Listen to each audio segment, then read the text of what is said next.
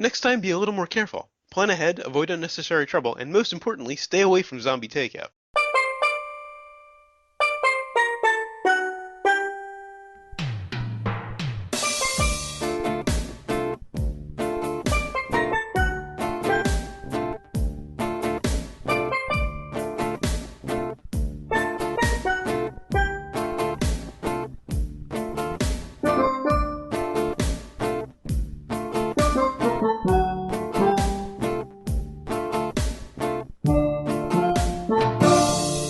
What's up? Welcome to episode 216 of Zombie Takeout, Zombie Takeout. the B-movie and cult movie podcast. I'm Uncle John. And I'm Scotto. And before we get to this week's movie, we've got a little bit of news. First story from Starlog via IO9 Morning Spoilers.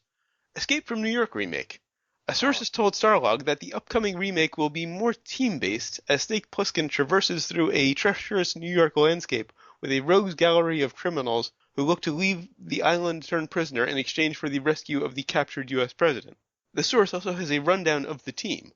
Plisken's team consists of Mina, a Warzone journalist framed for murder and living in the shadows of New York as a scavenger, Cabby, a schizophrenic travel guide who serves as comic relief, like the original, Gareth, the last surviving member of the president's security team who harbors a dangerous secret, and The Brain, Plisken's former partner in crime who left him to die after a botched robbery. Was the robbery mentioned in the original? That sounds familiar. I think it may have been. Yeah, he has his former partner who he hates, so apparently they're putting them together this time. It's weird. It's been so long since I've seen that movie, and of course, the last time we saw that movie was for When we the reviewed show. it, a few years ago. But we've been doing this show for that long now. Yeah. But just to finish the article, according to the same source, in the running to play Plisken are Charlie Hunnam, who was in what was that? Guillermo del Toro, Big Monsters, that thing, Pacific Rim. Okay. John Berthal and Dan Stevens. Don't know who either one of those are. Not really. None of them have the role yet, but sources say it's going to Hunnam. So wait a minute. Who's directing this though? Doesn't say. This isn't Carpenter? I doubt Carpenter. I think he's probably retired. I can't remember the last thing he did. It's not Del Toro? Unfortunately, I don't think so. Why would they do this? Because Hollywood's out of ideas. And it's got a huge cult following. Why not just re-release Escape from New York? Yeah. The team angle is interesting. I mean, he kind of had a team in the original, Adrian Barbeau and Borgnine. I think Isaac Hayes was on his side too, at one point. Yeah, I guess so. But Snake's a loner, you know? Yeah. And if they're not landing on top of the World Trade Center, count me out. And we have heard about this before because they were originally going to cast Gerard Butler. Oh. Ew. He was in the running for Snake, and before he kind of, faded. Yeah. I can't see him playing. I can see him more than Charlie Hunnam. I get that I've only seen him in Pacific Rim, but he just doesn't seem the Snake type. No. Who is though, really? Good question. I mean, Martin Short? Yeah. No. I think that'd be hilarious. 20 years ago, Banderas would have been good. You get Martin Short as Ed Grimley Jr. or Ed Grimley in the Snake Plissken, yeah. Snake Plissken, yeah. This is really decent of you. We were just discussing Game of Thrones. If he can do the accent, Kit Harington, who plays Jon Snow. Okay. I can see him as Snake. He's got the right look for it, at least. But beyond that, I can't really think of anybody. No. Anyway, on to the next story from Cinema Blend. Boondock Saints 3 title and plot revealed. We first got wind of a new story featuring fraternal twin vigilantes Connor and Murphy McManus, Sean Patrick Flannery, and The Walking Dead's Norman Reedus, back in 2012, and then more when Troy Duffy, the director and writer, showed off the first page of the new script earlier this year. Now website Flickering Myth reveals that the new feature has a subtitle and the vaguest hint of a plot. Apparently, the new feature will pick up sometime after the end of Boondock Saints 2, All Saints Day, and will come with the subtitle Legion. Duffy explains that the title refers to the legions of people who follow in the McManus' footsteps and start taking the law into their own hands in order to clean up the streets. Duffy also promises Boondock Saints 3 Legion will explore the brothers' newfound status as folk heroes and will go back to reveal their very first crime. That'll be interesting. While it's been 5 years since Boondock Saints 2 All Saints Day was released, Duffy doesn't seem particularly interested in rushing the newest installment. The second film was delayed for years thanks to legal wrangling, but the holdup with the new entry is something much less frustrating. Duffy feels that he needs to take his time in order to, treat it right for the fans. I've never seen the second one, have you? I was gonna say we've not done the second one. I mean, that's the problem with doing this show is that there are movies I'll be like, oh, I want to see that, but you know what? Yeah. I'm gonna hold off for the Same here. podcast, Same here. and I think that was one of them. Which means we should put that on the list. Yes, I'll get to that. I almost held off on Zero Theorem, which I posted on the Facebook page. I watched it yesterday. Almost held off on that for the show. Glad I didn't. And obviously, you're a huge Gillian fan, so you're not going to be holding off on that one. Well, holding off for the theater. Oh yeah, That's but as not long as I'm holding off yeah, for. not for the review. Although, I mean, we could do it if you want to take notes in the theater, we can do it right after. Yeah, I'm sure. What are they gonna do? Shoot me in the? Oh, they Well, shoot me in the it's theater. not like you're filming it, you're just taking notes, which we've done before. We've reviewed things that were in theaters. Yeah, that was a reference to last week's episode. And you know what? There's something that I'm very surprised that we missed from last week's episode. God bless America. Mhm. The shooting in the theater. Yeah, the whole Aurora thing. Yes. Yeah, I was thinking of it when we were talking about that. I was trying to steer away from it. Well, how do you? I mean, like, what year was the shooting in Aurora? Um, 2012, because Oh, we reviewed Shoot 'Em Up just afterward, okay. and then we did talk about it because we had to. So God bless America came before that. Yeah, I think a year before. All right. So it's like the Gilbert Godfrey too soon, like where he starts talking about future events, and of course they haven't happened yet too Yeah. soon Mhm. after he did the whole tsunami thing. Yeah. So no, I mean it wasn't too soon in that case. It preceded, and the guy claimed to be the Joker. So it obviously wasn't the influence. He had the wrong color hair. Yeah. No, we got into that in our Shoot 'Em Up review. If you want to hear our full Yes, discussion on this topic, that's right. because that was the slightly distasteful thing. When it happened, I realized we're gonna review a movie called Shoot 'Em Up on our next episode, like a week later. Well, Yeah. Give us an opportunity to discuss it without going too off topic, like we are now. it's like the Sleepy Hollow ad about, and people are on their shit for talking about someone who has been beheaded Yeah. after a beheading, Hmm. and it's like, come on. Headless Horseman is one of the OG beheaded guys. Yeah, exactly. If anything, they could sue these ISIS people for copyright infringement. Anyway, On to this week's movie, which is from 2011, Bunraku, and I am going to be mispronouncing it a little bit just because if I gave it the proper Japanese pronunciation, which I think is more of Bunraku, there'd be a lot of outtakes and it would be very distracting. be hilarious. Actually, we should have set up like shots in front of us. I did channel anime for like 4 months. I had to pronounce a lot of Japanese. I could do it, but it wouldn't be pretty. I'm out of practice. that was when this thing started from zombie from Tuesday afternoon show. We did the B movie thing. Yeah. The highlight of my the whole recording was listening to you to pronounce the foreign names. Yeah, well, that was more of a news thing Yes, than the B-movie thing.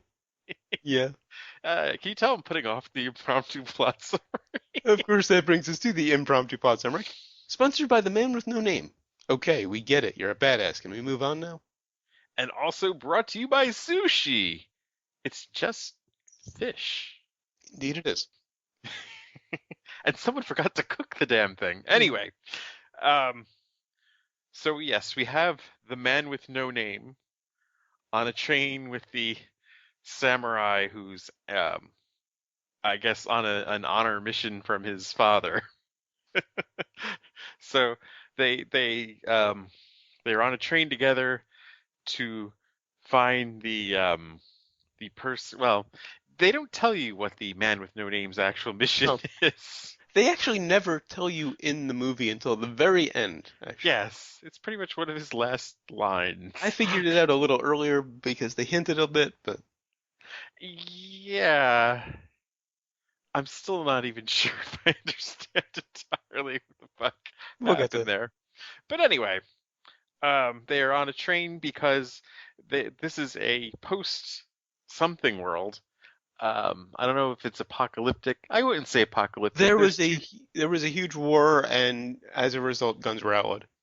Yes, so it's a post-gun world. I was really hoping for like the Indiana Jones thing to end the whole movie, like where just their confrontation and the sword play, and then someone just finally taking a gun out and shooting it, and then the credits roll. But that did not happen. Spoiler alert. So anyway, they are in a post-gun world. There is a woodcutter who's sort of the dictator, oppressor of many people. And I'm gathering this is in Asia I or Europe. don't know. It doesn't specify. It's They sort of just generic. say it's east of the Atlantic. Okay, so it's not in the U.S.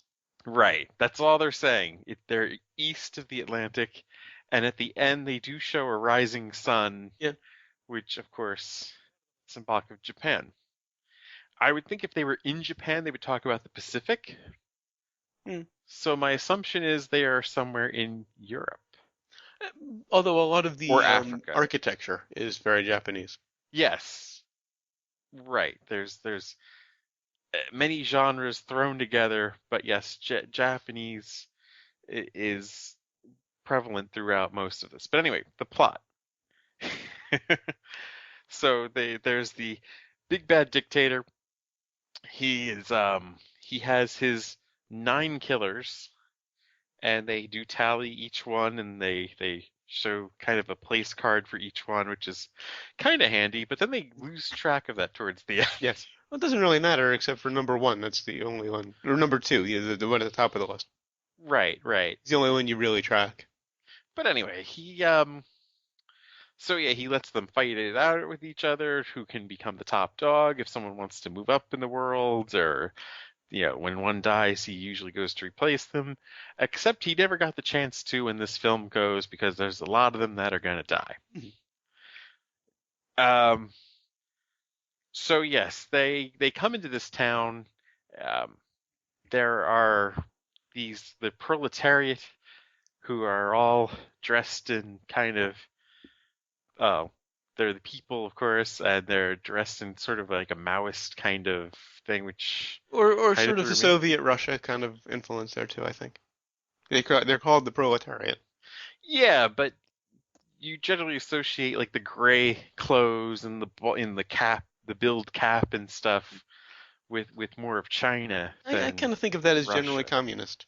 Well, yes, and yeah, for some reason the bad guys henchmen wear red, Mhm. which I'm thinking is sort of a play, more colorful than either the brown or black shirts. Yeah. But anyway, um, so there are they meet a bartender, they get into many bar fights, and he shows them the way, and I guess you could even say hilarity ensues.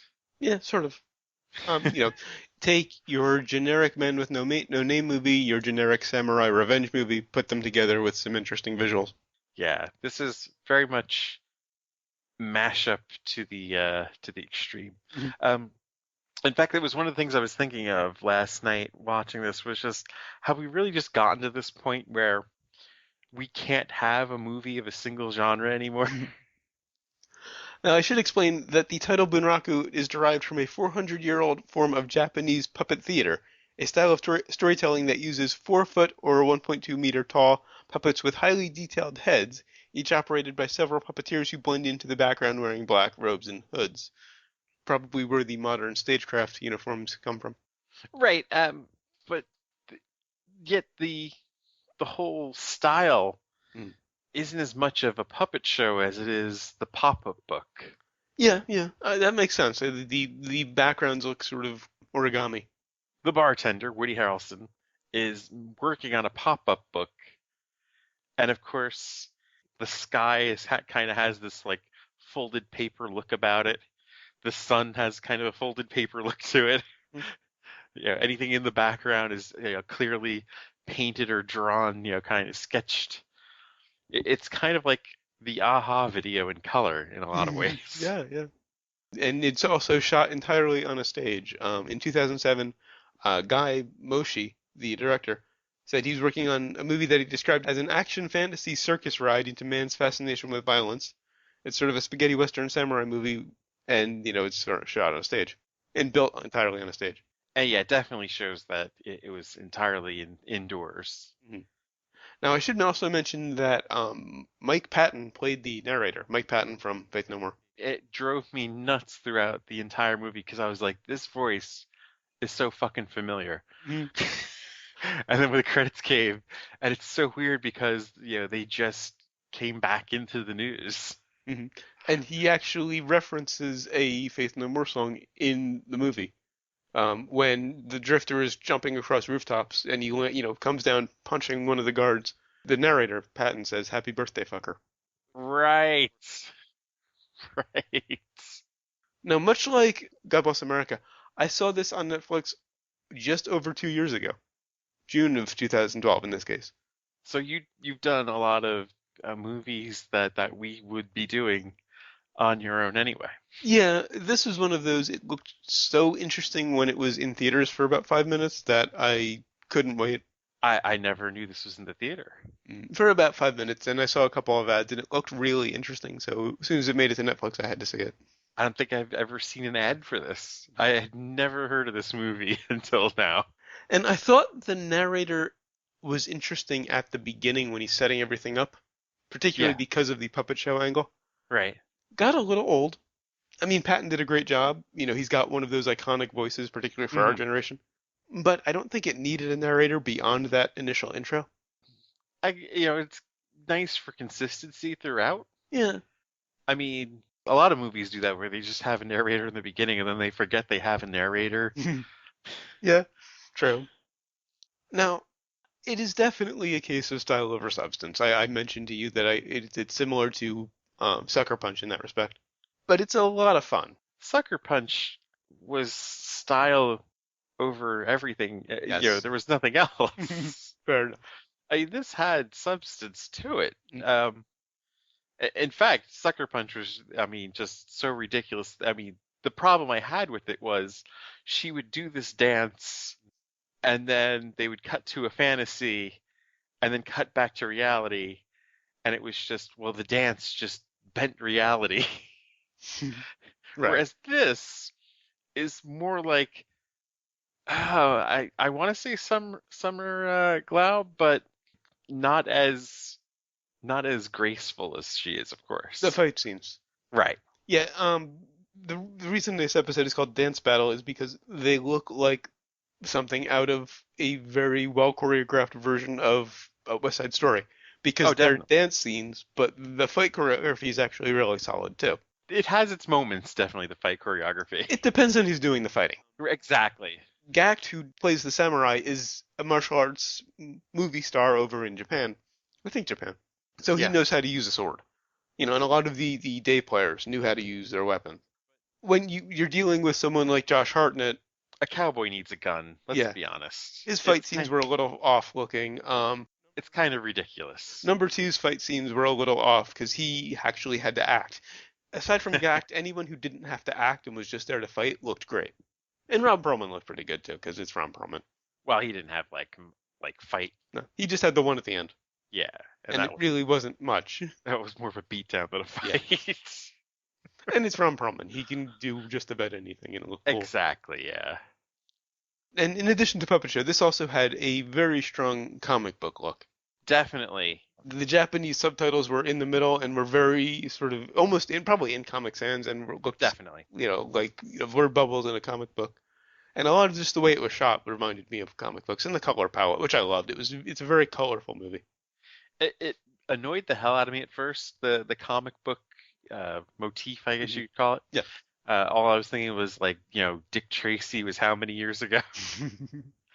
But I mean, obviously this looked better than Dick Tracy. This had a better color palette than Dick Tracy. This also came out around the same time as Sin City, so it was kind of playing to that same genre. Oh, I hadn't thought of that. I thought this came after Sin City. It was about the same time. I don't know if it was before or after. Sucker Punch was also close to that time, so there was a lot of very stylized, filmmaking Sucker going on. Punch I had heard of Yeah, before going into it because they were like billboards. They advertised the hell out of Sucker Punch here in because the it was city. Zack Snyder, who Yeah. had just done 300 and was, thought to be the next Golden Boy. Now, one point where the movie did take a bit of a misstep for me. In the middle, Woody Harrelson's character, did he have a name, by the way, or was he just the bartender? Oh, I don't know. Let's call him the bartender. Tells the story of someone named Arachidus, who was kind of came off as this Greek hero. Oh, of course you had a problem with them mentioning spiders. Well, aside from that, they only showed them briefly. No, but he was Spider-Man. It was the story of Spider-Man. He practically said, "With great power comes great responsibility." That's true. I hadn't thought of that. Seemed a little out of place. Didn't really play into anything else in the movie. It wasn't really, a lesson he was trying to put across. I think he was talking to the samurai Yoshi in that Man, I scene. was out of it last night. That you're right. That's fucking Yeah, Spider-Man. almost exactly. And yeah, Harrelson's character, the bartender. That's it. I will say that this is the first role that I really kind of started to like Woody Harrelson in. What? Because, I mean, Natural Born Killers proved that he could act, but I kind of didn't, I wasn't a fan until this movie came along. I'm like loading up his IMDb right now because damn, I mean, come on. I also didn't see a lot of his movies for that reason, I mean, aside from Tears and Natural Born Killers, I can't even really think of anything before this. I'm thinking Wag the Dog. Oh, I Like forgot like about that one, yeah. even before I get to Okay, I did see that.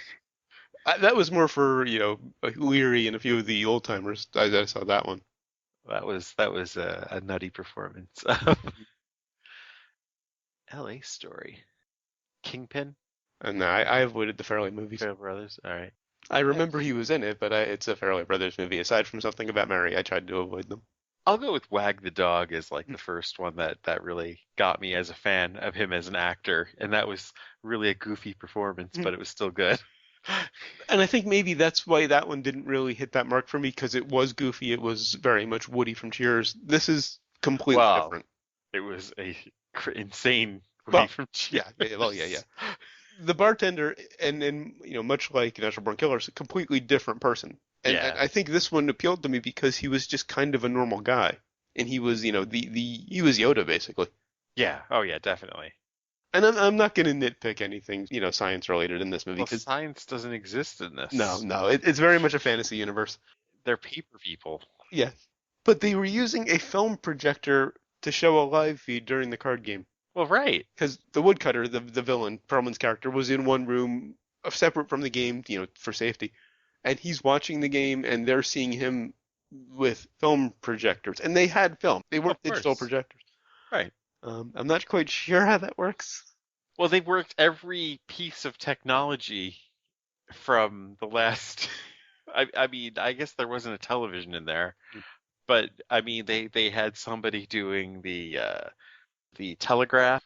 Mhm. I mean, It's code, yeah.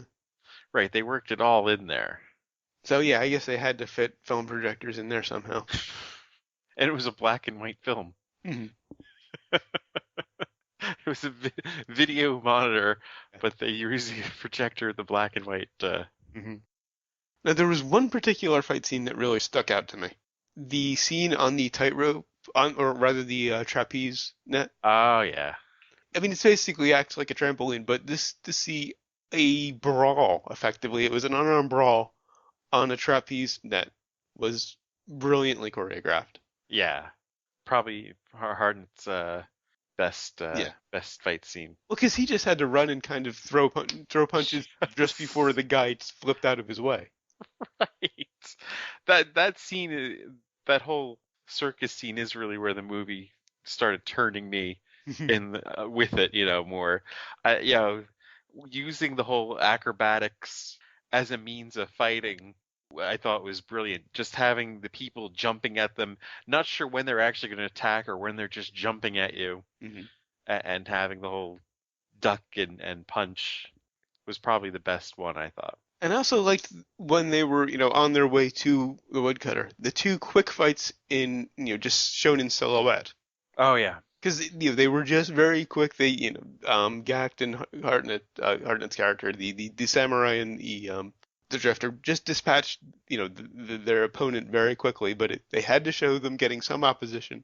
It was just through a rice paper wall. It was a very nice touch. I was kind of disappointed that there wasn't a turn of some sort towards the end. You know? In what respect? Oh, you go through all the trouble of keeping the identity of the killers concealed Hmm. until they're introduced. Right. And I was really hoping that like the number three was going to be somebody we didn't see coming, you know? Yeah, there really wasn't a twist, No. except for maybe what the drifter's stake and everything was. Why he was going after the woodcutter. And why else would he have been going after Yeah. the woodcutter? It wasn't that much of a twist. There's a line in the movie that the drifter says that his mother had told him that then the woodcutter says that someone he'd killed, said to him just with his dying breath. And I didn't quite connect it there, but then the bartender says, I was a kid when he was around, but he was a legend, Yeah. said the drifter.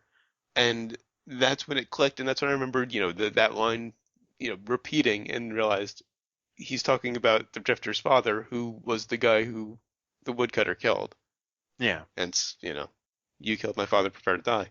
Right. So not exactly a whoa. But I did like that it wasn't spelled out. You kind of had to piece it together if you wanted to get there before the very end of the movie. Not exactly a Luke, I am your father moment. No, Spoiler, no. anybody, if you haven't seen that one. What?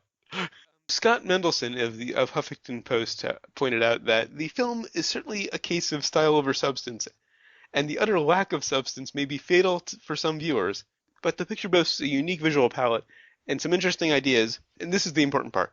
Bunraku is not quite a good film, but it is surely a bad one worth watching for those who know what they're getting into. I, the whole complaint of style over substance. If you watch any of the samurai movies or the spaghetti Right, westerns, what are you watching them for? right. Their style. I mean, they're basic revenge movies. Like what? Oh, I can't watch the good, the bad, and the ugly because it's just, that is just style over substance. Good point. What the fuck? Yeah. It's a samurai spaghetti western. Yes, that they set out to make that. But there actually is more substance to this than those movies. I mean, yeah, it's a statement about mankind and our love of violence and how, you know, there are people out there that need to unbalance the Yeah. film, the balance of nature that they're saying, oh, well, that's just how it is. But I think the point is you need more people who are going to fight the good fight than people just sitting out Yeah. and serving sushi at their shitty bar. Oh, and speaking of fighting, only thing I was wondering about at the end was the drifter playing possum in the final fight. Ah, Because the woodcutter gets him, drops him, and basically just beats him down for about 10 minutes. And he tries to get up a few times, it falls again. And then at the very last minute, he sneaks up on him and gets him. considering he's almost impaled, Mm. I don't even understand how he. He's got an axe in the shoulder. Right. That was kind of the ridiculous part of the Drifter is how many times he get the shit beat out of him, and yet he was just like, I got some cuts on my face, but I'm fine. Well, that's again a stereotype of these kind of movies. Well, the yeah. protagonist gets literally beat half to death and then comes back and wins at the end. That was last scene. Now we're on to the next scene. Exactly. Oh, they snuck a montage by you. Okay, wow. Where? The one where they were showing the weapons that they were bringing to the fight and Okay. training the soldiers. Well, they were showing weapons, so I was probably distracted by that. Ah, weapon montage is acceptable. Those who Montage don't know, number I two. collect knives and swords. Speaking of the army, I thought that was a nice surprise. I just thought about that. Because I thought the Drifter and the Samurai were going to attack on their own. It was nice to see that they had this army to work with them, at least briefly. Well, yeah, that pretty much was another, you know, part of substance to the movie was that you had the proletariat and Overthrowing the dictator, basically. right, and it, probably why this movie really didn't get advertised much Yeah. when you have proletariat as like the good guys and Mhm. I mean a very like Maoist Castro like general, Yeah. you know, True. as their leader. Good point. Oh, I had one fight that I liked too. Okay. It was early on Mhm. the sword versus stick battle. Yes, yes, yes. He keeps cutting down the stick, And which then is what would happen. well right, just the end he's, well, he took the stick and he beat the henchmen up and killed them with it or knocked them out, whatever. And so he's left with the main henchman with the sword Hmm. and he's holding half a stick. Hmm. They're staring at each other and the guy's just like, "Come on. You're going to really come at me? You've only got a stick and I got a sword. What are you going to do?" So he throws the stick out the window and the guy's like, "What?" And he's like, "I'll give you one last chance." I gotta say, for someone who doesn't act in English movies primarily, Gak did an awesome job, not just with his action scenes, but his acting. His characterization was great. I knew exactly who Yoshi was. I had thought this was a foreign film since I Mhm. had never heard of it. And it wasn't until I sat down and watched the credits in the beginning. Josh Hartnett, Woody Harrelson, Yeah. Demi Moore? What the fuck? All right, on to sequels and remakes. On to sequels and remakes. No sequels so far. There's really no room for a sequel. Well, I guess you could. You just showed the vacuum being filled again. There's plenty of room for a sequel, actually. In fact, that's what kind of one thing that annoyed me about the whole there's always someone with greater power and making it a point of saying he's the most powerful east of the Atlantic. Well, yeah, yeah. There's someone west of the Someone west of Atlantic the just as Atlantic that's powerful. Yeah, more powerful. yeah. I was like, you guys are fucking like really laying it down thick, huh? Well, maybe they were planning a sequel, but the movie didn't do well, All so right. it didn't happen. I think it said it cost them 25 million to Yeah, make this. the budget was 25 million. Yeah. I have no idea if it made it. I don't made it back. Most likely not. I didn't I check would the think numbers. not. But for an action film, that is very small budget Oh yeah, yeah. these days. Because there weren't many effects. It was Right. actual fight choreography. There was no blood. There was no explosions. It was just hand-to-hand stuff. Most of that 25 went to well, building the set Mhm. and then the actor's salary. Yeah, and the score, which I happen to really like. I think they probably paid a lot for that. Yeah, this whole like big band, Mhm. because they mixed in zoot suits in with that, for Yeah, yeah. the bad guys with the Western and Japanese And then there was also some hard stuff. rock stuff for the more heavy action scenes and the chase Right. scenes and whatnot. It was just a nice mix of different genres that fit the scene they were covering very nicely. And they didn't overdo the chase scenes, which are always very, very nice. And the one car chase scene was very clever. Yeah, it I was. loved how they got out of it. So, yeah, there's room for a sequel. Probably not going to happen. No. No one should remake it because this movie is a singular experience. How would you remake this even? Yeah. Unless you're Guy Moshi, you shouldn't because he had a vision.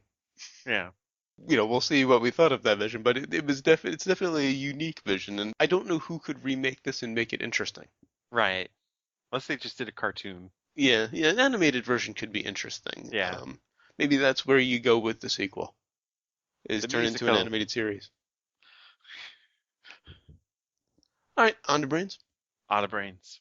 Like Mendelsohn said, it's not a good movie, but it's a fun movie. I love it for that reason. I love the color palette. I love just how insane and unique it is. And I think it should be seen. I'm going for.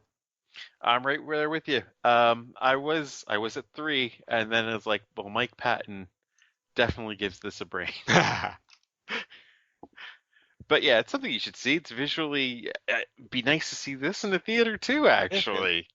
To see this on a giant screen because it's a beautiful movie. And yeah, it kind of does the Dick Tracy look throughout most of the first half. But I don't think it insults your intelligence, really. Not at all. All right, and what have we learned?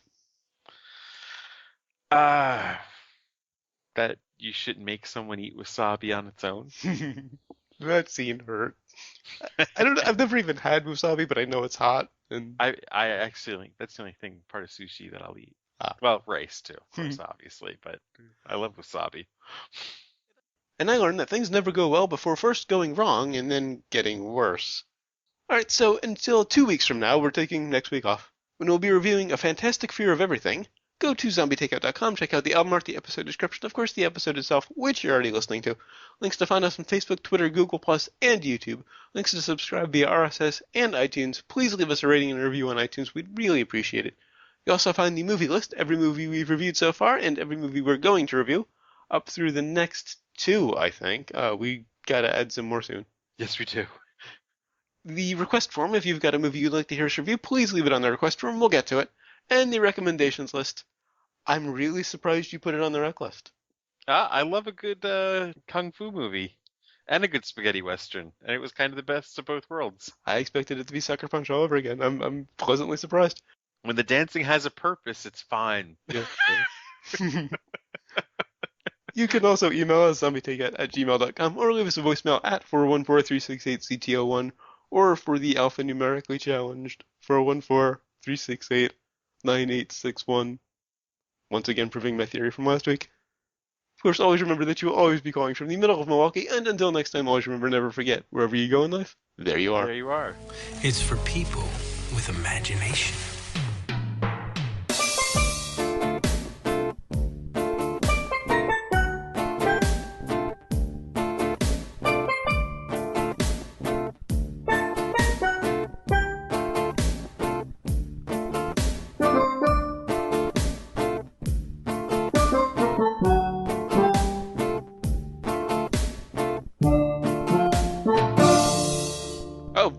Before we get started, Okay. sort of tangentially related to the movie, had a horrible I Feel Old moment. I think it was yesterday morning.